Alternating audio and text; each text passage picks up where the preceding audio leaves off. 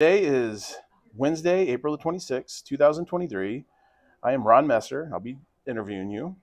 And we are at the 2023 NAC, learning a lot of good stuff here. And this will be for the Rocky Mountain VA Medical Center here in lovely Aurora, Colorado, as part of the Remembering Our Veterans program. All right. Wonderful. Okay, so again, we are interviewing Miss Trish Romo. Okay. All right, so we'll go ahead and get started here. So we're going to go over some biography details, early childhood, and your formative years. So first question. Tell me about your childhood, such as where you were born, where you grew up, and a little bit about your early education. Okay. So I was born and raised in Zanesville, Ohio. At one point was the capital of Ohio, but has since changed. Two working family, parents. So myself, older sister, and a younger brother. But we were raised close family. Dad was in the Marine Corps prior to me being born, but he's a Vietnam vet. Oh, wow. And,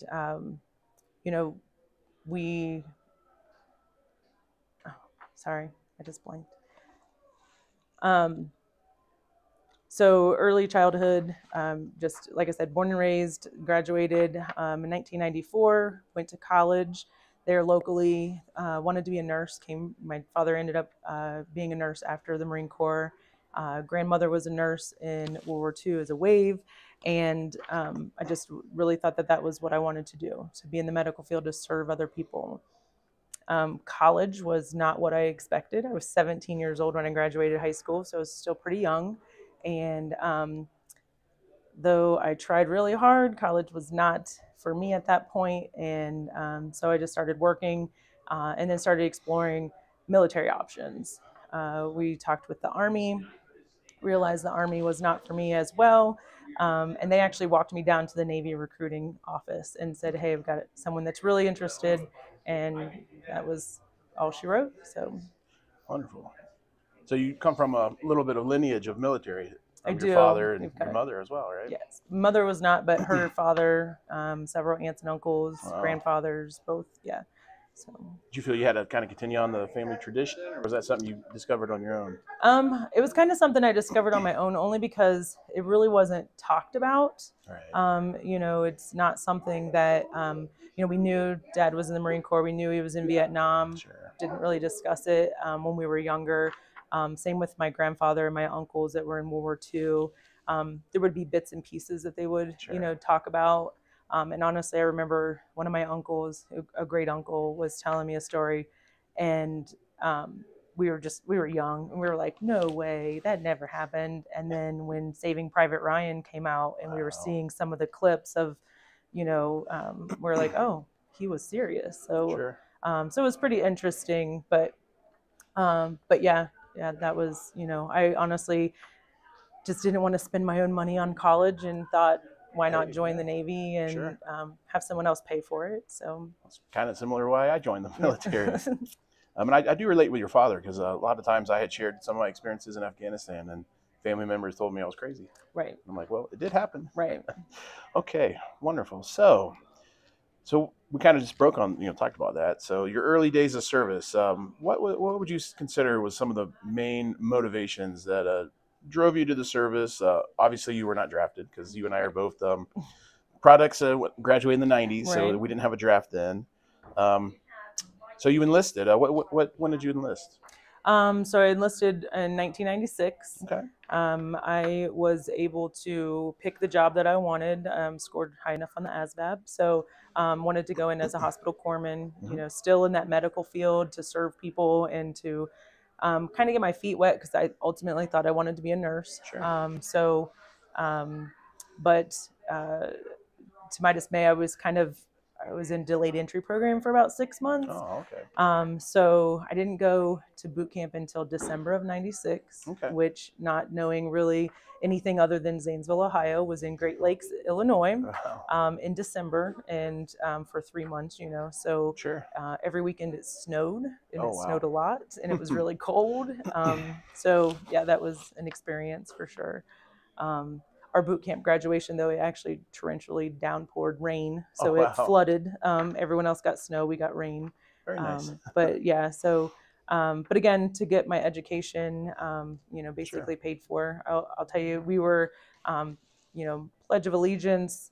We definitely sang the national anthem, those types of things, but I wouldn't say patriotism the way I know it now really existed in my family. Right.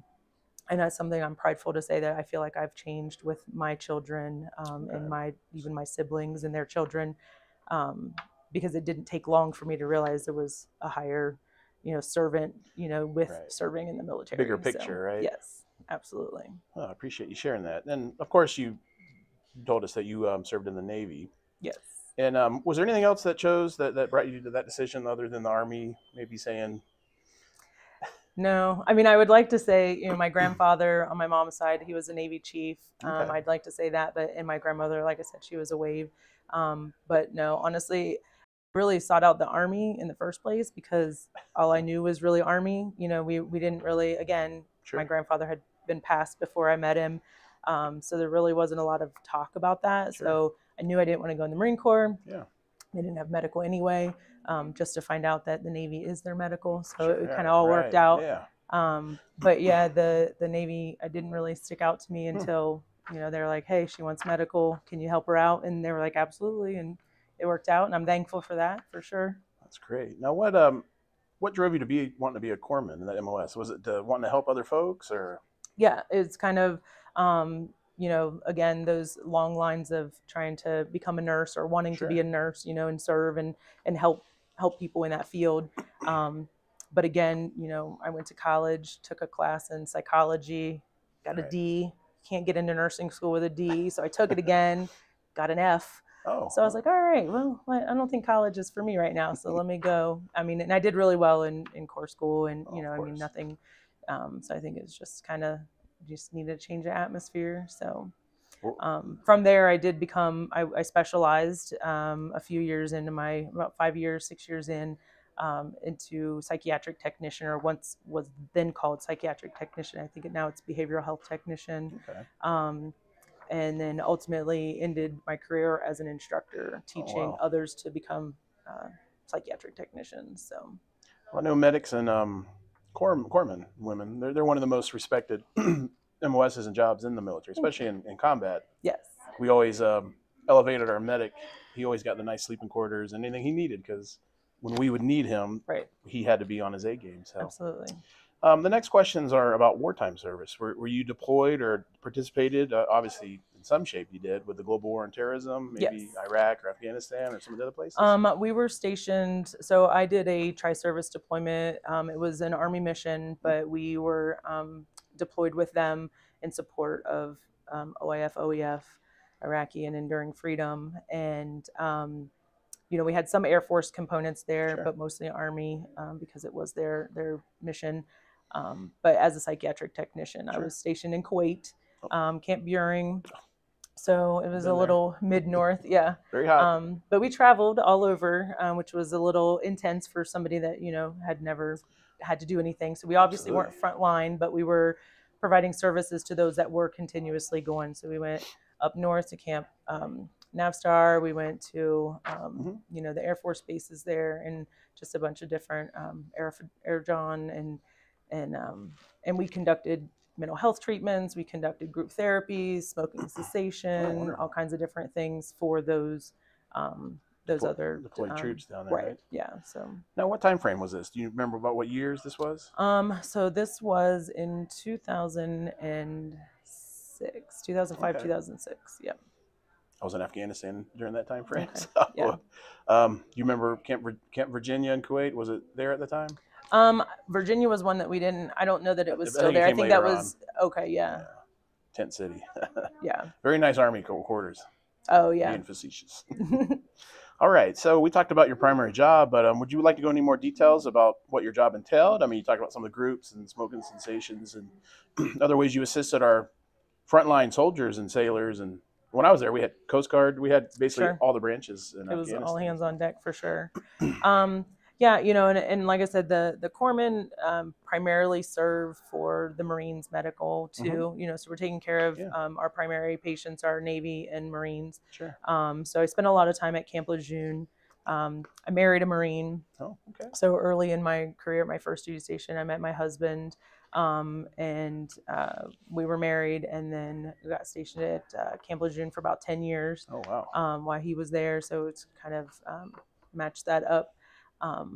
But yeah, I mean, we had a lot of different scenarios. The trips to and from all the different duty stations and things within Kuwait were interesting, just even to see how the outside culture and the roads that were made of non-roads, and figuring your way navigating past this rock and this bush and that bush. So but yeah, I mean, back home it was a little different. We did a lot of inpatient, and I worked outpatient clinics. So yeah, it was amazing how some of those nomads lived out in the desert. Oh yeah, because we'd have to drive past them because we worked at the airport. Yeah, that was the mission that I had when I was in Kuwait. But definitely night and day from what we have here in America. Absolutely, it really taught me how to appreciate the small things that we have. So, all right, this next question. I think the intent is to describe a vivid or fond memory that is a good memory, not a triggering one or a bad one. Because I know, in my experience, I had a lot of good memories, and there's also some that I don't consider good memories. So, would you like to share of a vivid memory, or maybe a story or something during your service that you'll never forget? I mean, the one story that does definitely stand out and could, I guess, be kind of triggering for some. We had so while I was inpatient, I was actually a few months pregnant with my first son, and we held group therapies after lunch every day, and we would let the Marines that were inpatient take naps during their lunch. They'd eat, and then they go take nap or whatever. So I was doing rounds to pull everybody back into the group room, get everybody ready. And one Marine was still, he was sleeping. And so did a second set of rounds, like 5 till. And I'm like, hey, you got to get up. It's time to get up.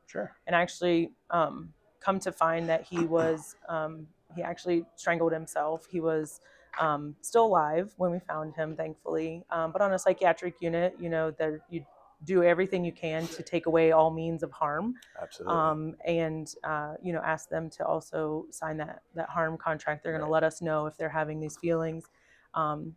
So in that, we called a code blue, and there's no scissors on a psychiatric unit, so we had to figure out how to get him loose with his, he had tied his boot string around his neck and then around the bed. Oh wow. So we were able to get him free. We were able to work on him, and he did survive.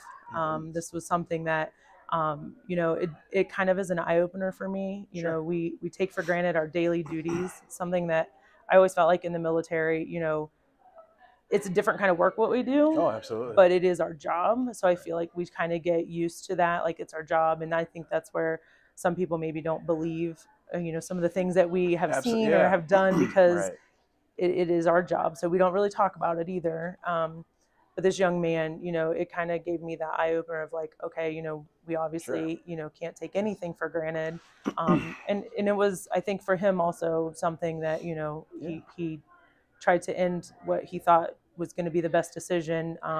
And ultimately, it did bring him closer even with his family, and bring him some help that he needed, obviously. So, but I think for us, just the fact that we go through the motions, we're doing our jobs, and because that's what it is, So when I was in Kuwait and deployed, I had my husband and 2 small kids back home. Oh wow. And they were holding things down, and I'd call when I could, but if I couldn't, I couldn't. But, they're kind of hanging out, like waiting for that phone call. And you don't really think about that. You don't think about what they're doing back here, because you're focused on your mission.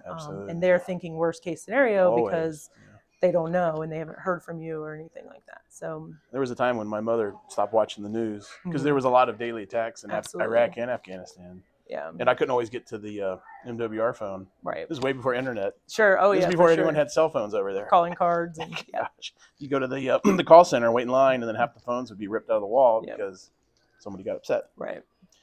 I know this isn't a question on here, but it kind of ties into the war service. You mentioned being a mother of young children back home with your husband. I didn't have that experience because my wife and I had our kids towards the end of my career. Mm-hmm. Could you maybe just share? I think it's important to capture that because a lot of people don't understand what it's like to be a mother or father, a parent, and being away from their children in a very hostile environment. Sure. Like how were you able to cope through that, process it, and how were you able to comfort your husband and children back home that everything was going to be okay? Because I know that's a mother skill. Husbands are more like just get it done and Sure. I'll just deal with it later. Well, I think definitely grateful that my husband was also in the Marine Corps. You know, Sure. he was in the military, and so he understood my assignment, if you will. Yeah. So he knew there would be days, not that it wasn't hard on him or that it wasn't hard on either one of us, but he knew there'd be times where we weren't going to have conversations.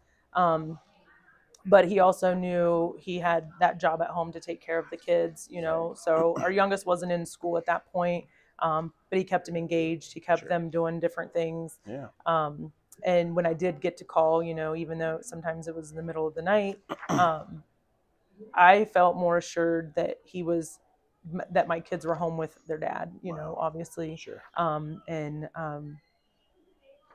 you know, I think he did the best he could. We did the best we could. But Sure. I think having there were a lot of it was a pretty diverse group of people that we deployed with. So there were a Right. lot of either dads that were over there that Yeah. their wives were taking care, or same with mothers over there. So we were able to kind of bounce off of each other and have that kind of conversation of like, how are you dealing with this, or how are Sure. you know Communication. and Right? again you're mission focused, so that's kind of the one thing that that's keeping your brain busy over there. Yeah. For sure.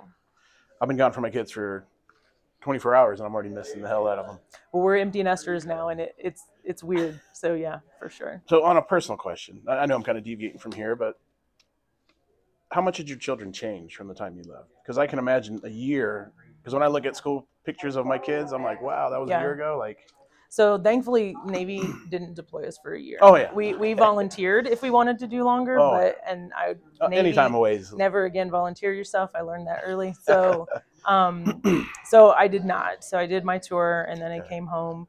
And I would say, you know, thinking back, I can't really say they changed a lot. Right. But I know, you know, my youngest was not in school, but my husband had enrolled him in a pre-K program there. Sure.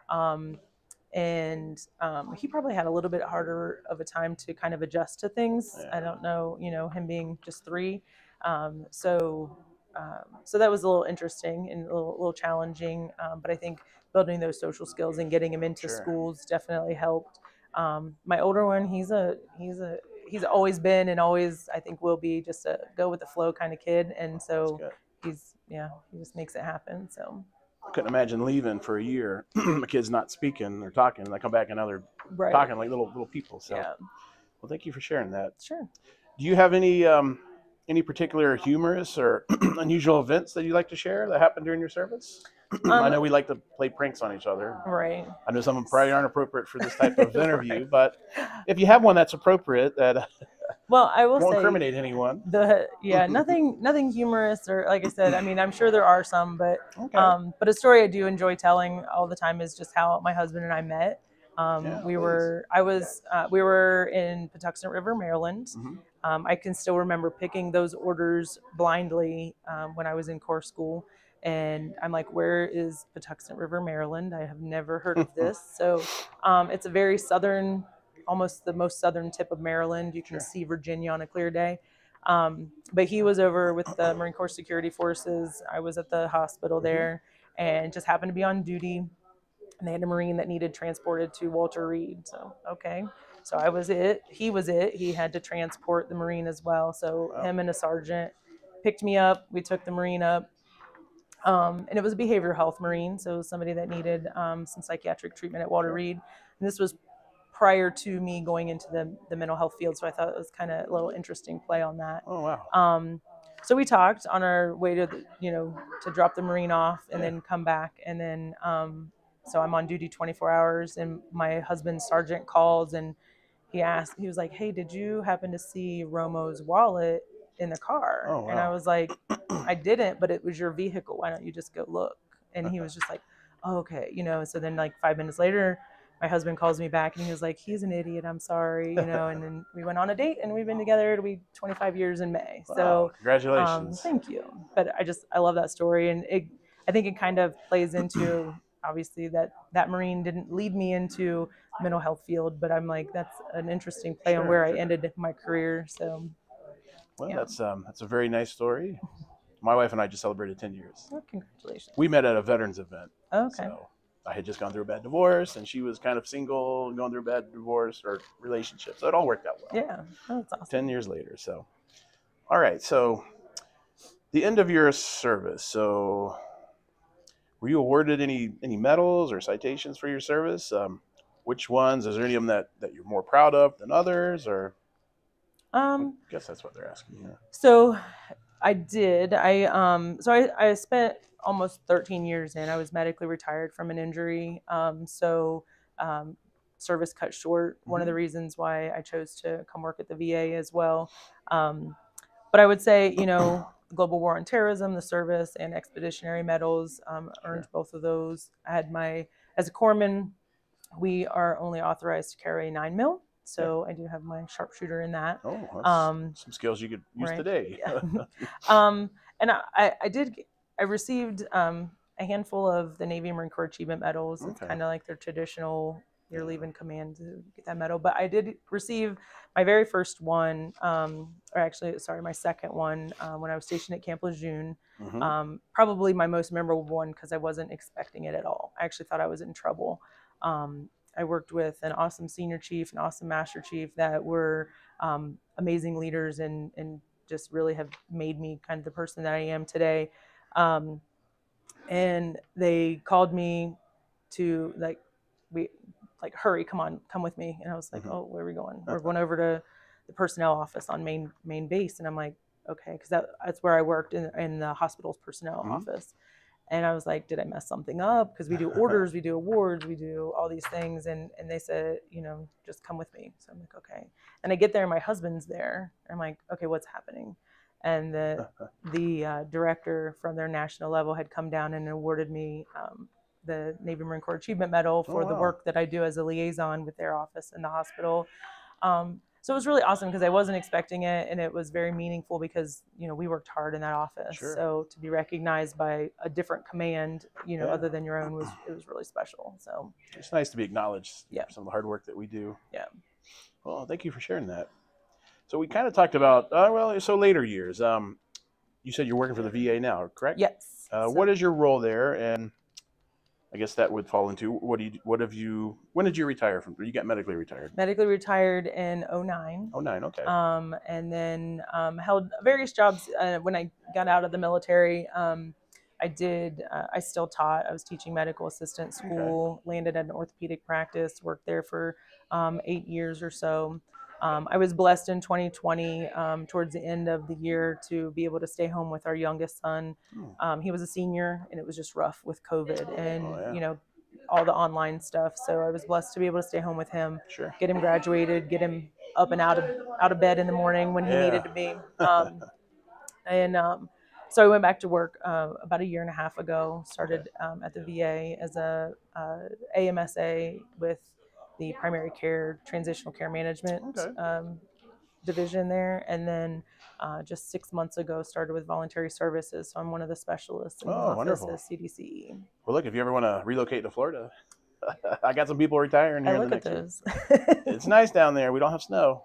It happens like once in a century. But okay, so what are some hobbies or some favorite activities that you like to do? Besides, is that a family tattoo in your arm? It is. That's yes. Nice. We just got that. My son was home, so I do enjoy having ink. But so some of the things I really enjoy, I enjoy being outdoors. So I like to cycle. I'm actually going to be riding this year across the state of Iowa, from the west coast to the east coast of Iowa, if you say coast, but the west side to the east side. How many miles is that? I always think of it's a little over 500 this year. So I guess the state's a little bigger than I thought. And it's not as flat as you think. It's very hilly. So so I cycle, and I do enjoy running, or what I call jogging. So we call it speed walking in the Army. Yeah. I had to do profile for like the last 5 PT tests because my injuries overseas. So Yeah. So outdoor activities, right? Yep, I enjoy being outdoors. When we can, we're limited right now. This is kind of the weather we have in Ohio.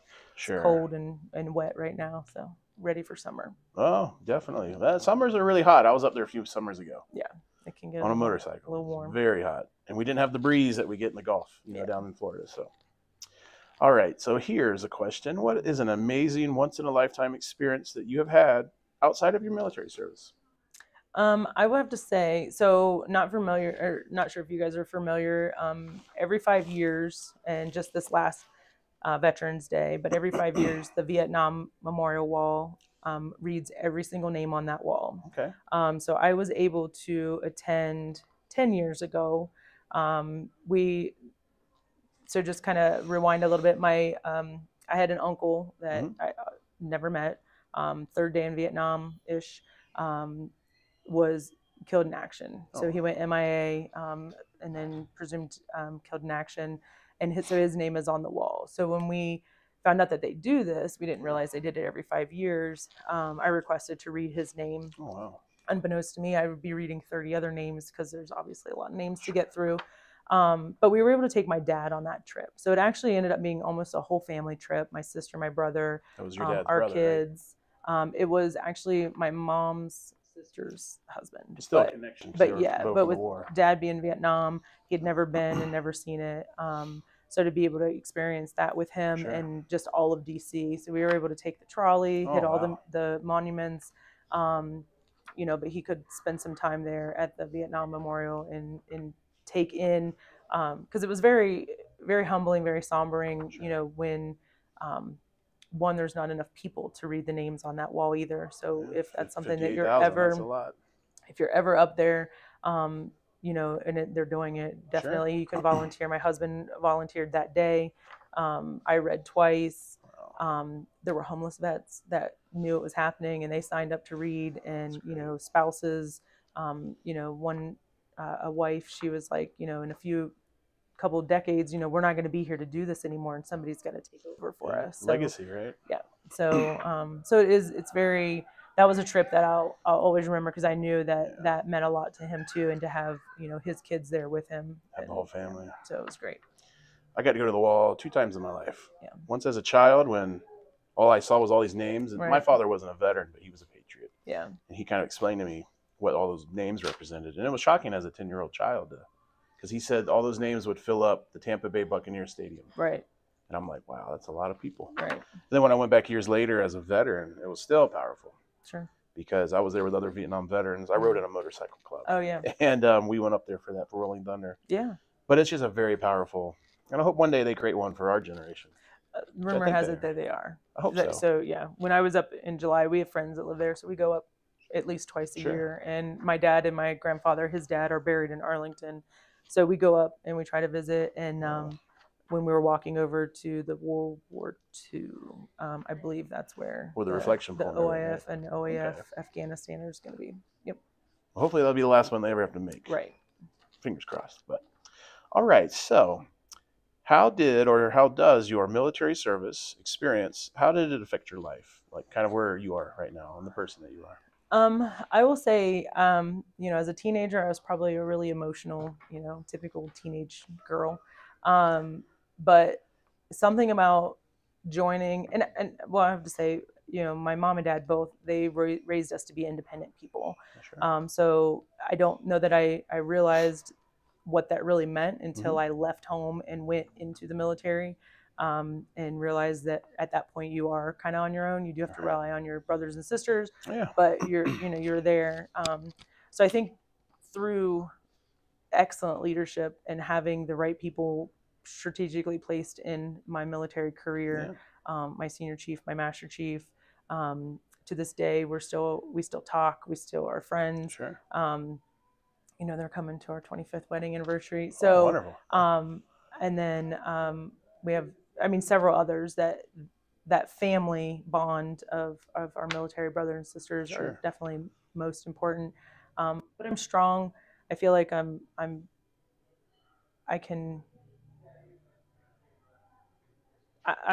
strong, independent, and I just feel like I can move mountains when I need to, and just really make an impact. And I'm a firm believer in one thing that she was an HM2. She's now a commander, so she's still serving. But something she always taught me is, the worst they can say is no. Mm-hmm. The answer will always be no if you don't ask. That's so true. I am a firm believer of asking, Yeah. and if they say no, then I'm going to ask why, and you explain to me. And Right. Character is definitely something that I learned the true definition of what that really meant. Sure. While I was in the military, you learn from the good situations and the bad situations, right. And your integrity, is everything. So no, I definitely concur with that. You had mentioned earlier about kind of patriotism a little bit, saying the pledge. Do you think the military reinforced that? Because it sounds like you had a lot of that growing up. we Kind of like in did. my home. Yeah, we grew up. In elementary school, we still Right. said the pledge every day. Right. You went to sporting events. The national anthem was always played. It Sure. wasn't a question of if it was going to offend somebody. It was just that's what we Just did what as you Americans, did. and this is how Yeah. everything started. And that was one thing when I joined boot camp. One, I had never seen 88 so many diverse. We had 88 females in our birthing, and they were all different. So even if we looked a little bit alike, we all had different accents. We all came from different places and had, similar but different stories. And it was really interesting to see how we all worked together and we all figured it out. Sure. But that was one thing that our RDCs, and I don't know if they did this on purpose, but they played God Bless America every single day. And it just, the trials and the things that you're going through in that moment, Right. and that instills, so to this day, that song just always gets me. And, and then I don't know if it was just being on a Marine Corps base. I mean, just the fact that you have colors every day, Sure. morning and night, Lots you live, of traditions there. Absolutely. You live on a Marine Corps. I lived on base, and it was the Marine Corps base, but, the kids stop for colors. They, Wow. recognize, and you teach your children that too. And one of our sons went into the Marine Corps. Our other son chose not to join the military at this point, but still love their country, still working to make our country better, whether it's in the service or out. But yeah, patriotism was definitely something that, I think it was there, but it wasn't. It was like the seeds were planted. Yeah, exactly. The service were able to help, kind of like myself bring it out, as well. For sure, yeah. Because I was the only one in my family that had really ever joined the military. Other than my dad, in my immediate family, I am as well. Yeah. But I had those core values and honor and all that kind of instilled at a young age. It really brought it out, especially my first deployment overseas. Right. But really brings things back home. So life lessons. Do you have any life lessons from your time in the military service? I would say to kind of capitalize on what I had said with the character and integrity. I mean, those are definitely characteristics that I look for in. I mean, I want to keep true to myself, but I also look for in other people. I expect if you say you're going to do it, then do it, and if you can't, then let me know, and that's fine. Do you know that's a love language? The being like, if someone following through with what they say. Oh yeah, well. Being true, like if someone says they're going to do something and they don't do it, some people interpret that as, oh, you don't love me. Right. Yeah. That's actually my love language, frankly. But yeah, I think that, and just like I said, you'll never know if you don't ask. Right. And so just and I think that has definitely benefited me in this role in the CDC. Sure. If somebody asks me for something, sure, let me find out. Let me ask, and if they tell me no, I'm going to ask them why, and go from there. But so speaking of that, this isn't on the list, but I think it's relevant. How do you think your military service helps you be successful in the CDCE? Because I've learned 10 months I've been here that a lot of those overlap. Oh, absolutely. Because you're providing service, you're jumping through hoops all day long to put out little fires. Yeah. So I think definitely the multitasking. I will tell you that could probably get the best of us. Because it is kind of like a revolving door there in the office of needs and people. But I think just being at the VA and having that veteran, not all of us obviously have to have that veteran piece to our portfolio, but I feel like for me, it's helped me to empathize, especially working with the transition care management team. Those are the newer vets coming out of the service, whether they're coming out of combat or whether they're just transitioning into the VA. the things that I've learned just from working there, that I didn't realize were benefits to myself for the first 10 years I was a patient. It's a shame we learn things through other veterans. But being able to kind of share that too, and spread that information as much as possible. If I learn something that can benefit someone else, but I feel like it helps us to kind of relate. And I mean, I've never had food insecurities or those types of things, but I can relate to that service member that is down on hard times, because we've all kind of had our own struggles. But let me help you, let me get you what you need, and respectfully, and keep everything respectful, for sure. I appreciate you sharing that. That's kind of the same experience that I have in the short time I've been there. Is there anything you miss about the military? And is there anything that you maybe left behind, or that you're glad that you left behind, like that you don't have to do with anymore? I would say organized PT. I'm glad I don't have to do that anymore. Although I do enjoy, I still get up at 4 o'clock in the morning. I still exercise. I do like that. But having to, formation run, I'm not a fan. I'm short, so I'm always in the back, so I'm always struggling to keep up. So at least I can exercise at my own pace. But I truly do miss the camaraderie. I do miss, having that constant sense of family, and the trust that you have in your team. Yeah, absolutely. Not that, I've not found that in other places, or we don't have that, where we are now. And honestly, since my son's been in and I've been back to Camp Lejeune, I still have family. My senior chief still lives down there. We're actually going to vacation there here in a couple months for our anniversary. But being back on that base for one of his graduations was probably one of the I was just like, I need to move here. I need to be back in this atmosphere, because I just really do. I love it. I love the jets flying over, that sound of freedom. Oh, yeah. I mean, you just can't beat it, colors, laying on the beach and hearing the tanks fire off, and you're just like, oh, this is awesome. So yeah, I do miss those types of things. Yeah, I would too. Now, is your husband and yourself enrolled in the PACT Act? You said you spent some time at Camp Lejeune. Didn't they have some water problems? Yeah, it was before. That was in.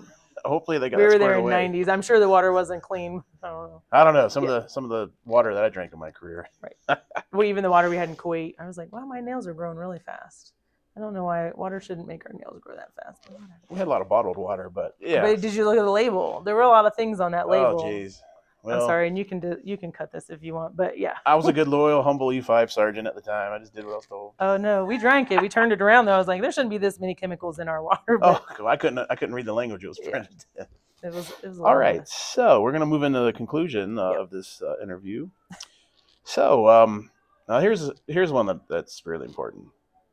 What do you wish more people, non-veterans, civilian types, what do you wish they knew more about us veterans and military service as a whole?